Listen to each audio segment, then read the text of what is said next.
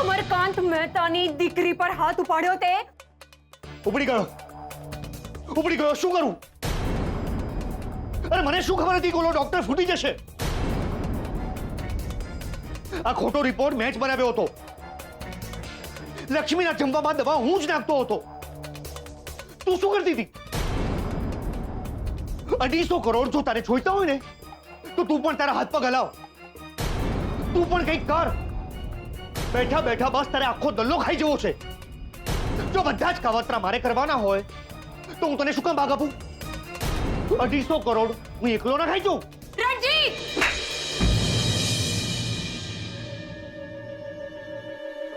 આ મિલકત મારા પપ્પાની છે અને એના પર માત્ર મારો અધિકાર છે. સમજી ગયો તું?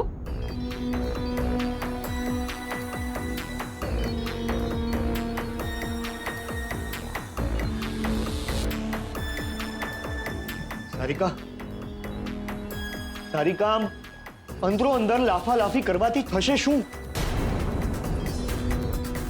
જો તારી પાસે કોઈ પ્લાન હોય તો બતાવ. મારી અને આ મિલકતની વચ્ચે માત્ર એક જ માણસ છે. શોધન, આ બધું મને ખબર છે. તે પહેલા મને કીધેલું છે. કરવાનું શું છે એ કે. લે તો તું કંઈક વિચાર ને. આડા આવડા ધંધા તારા રહ્યા છે આજ સુધી અને આવા ને આવા નાખે તેવા જેવા આઈડિયા લઈને કૂદી ના પડી છે. 2 દિવસમાં પકડાઈ જવાય. અને શું થયું? જીગર અને લક્ષ્મી બધાને હતા એના કરતા વધારે વાલા થઈ ગયા છે અને એ લોકો તો રાત જોઈને બેઠા હોય છે કે કોઈ વાલી વાલી કરી નથી કે ગોદમાં કૂદકો માર્યો નથી. મેટ ફોર ઈચ અધર બની ગયા છે આ પ્રેમી પંખીડા આજે આખા ઘર સામે.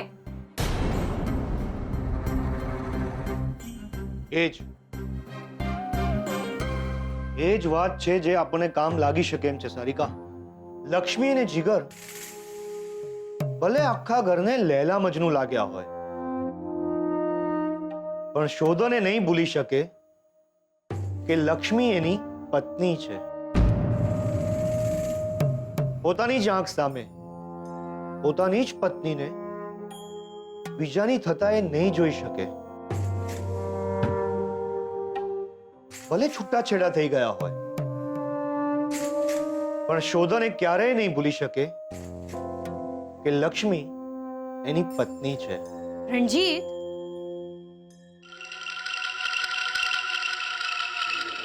જો એ ભૂલી જાય તો આપણે એને ભૂલવા નહીં દઈએ. શોધનની જિંદગીમાં લક્ષ્મી નામનો એક ઘા વાગી ગયો છે. બસ આપણે તો ખાલી મીઠું ભભરાવતા રહેવાનું છે. રણજીત,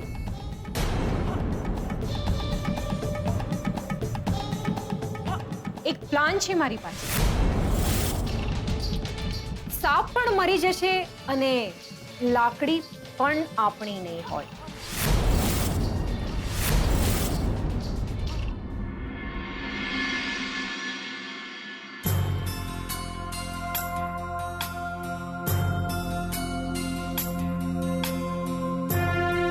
શ્રુતિ, તને ખબર નથી, અલ્કો બહુ ચાલાક છે, બહુ જબરા છે.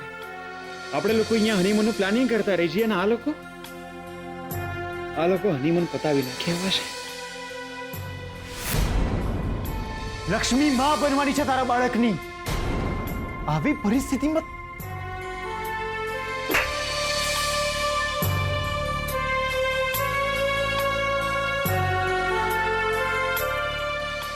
ના, એ પ્રેગ્નન્ટ નથી.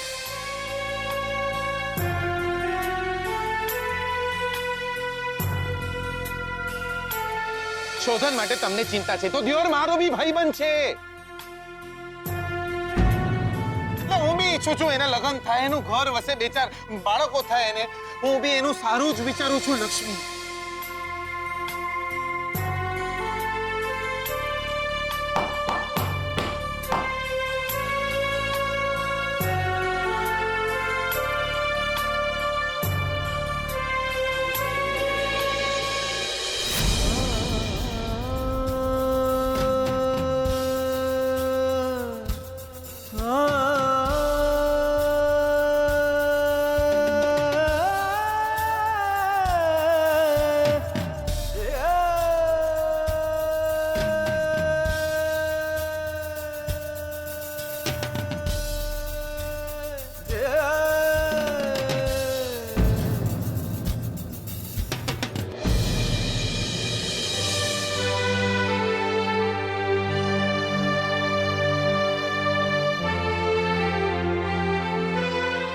હું રિક્વેસ્ટ કરું છું તમને, વિનંતી કરું છું તમને, તમે ચાલ્યા જાઓ. આપણા વચ્ચે હવે કંઈ જ નથી રહ્યું.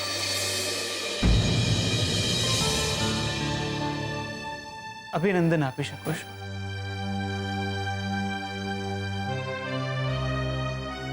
ચાંદલો નહીં આપી શકો.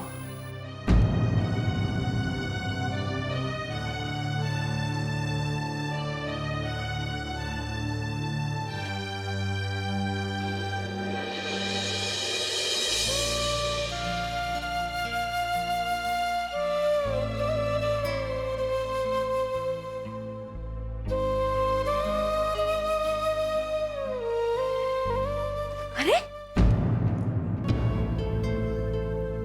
તમે મેં જે પાપ કર્યું છે એના માટે મને સજા મળવી જોઈએ લક્ષ્મી. હું તો બસ માફી માંગી રહ્યો છું. નહીં નહીં તમારાથી મારા પગે ના લગાય. પગે નહીં લક્ષ્મી, તમારી નજરમાંથી પડી ગયો છું હું તો. હું તમને કેમ સમજાવું કે પ્લીઝ મને માફ કરી દો. માફ કરી દો મને. બસ બસ બસ તમને માફ કરવા માટે મારે તમારાથી મોટા બનવું પડે, અને હું તમને સજા આપી શકું ને માફી. મારો તો બસ એક જ હક હતો, તમારું મંગળસૂત્ર, તમારા નામનું મંગળસૂત્ર. એ પણ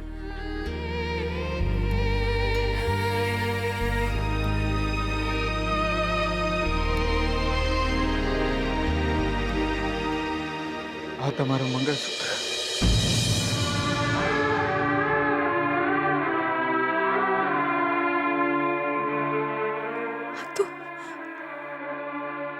આ તો તૂટી ગયું હતું ને.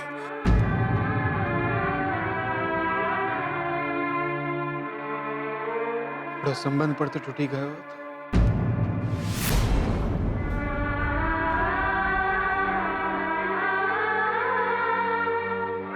બહુ ખરાબ વિચાર્યું છે તમારા માટે, બહુ જ ખરાબ. તમે ખબર છે મને, બધી જ ખબર છે. જીગર અને તમારો સંબંધ ખૂબ પવિત્ર છે, જાણું છું.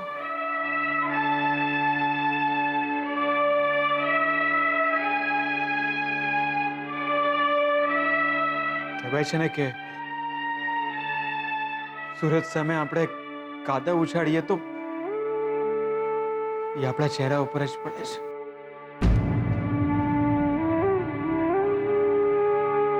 બસ કંઈક એવું જ થયું છે. તમારા માટે ખરાબ વિચાર્યો અને આજે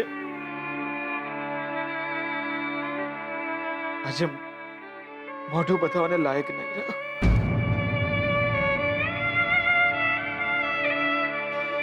તમારા માથે કલંક ના જ હોય લક્ષ્મી, ક્યારે ના હોય. બસ થોડી વાર માટે ભૂલી ગયો હતો.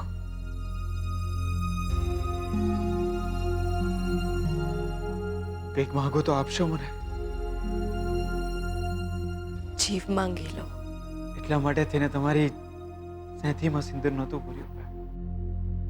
મારા ડેડની અંતિમ વિધિ નથી થઈ શકી, ના એમનો અગ્નિ સંસ્કાર થઈ શક્યો છે.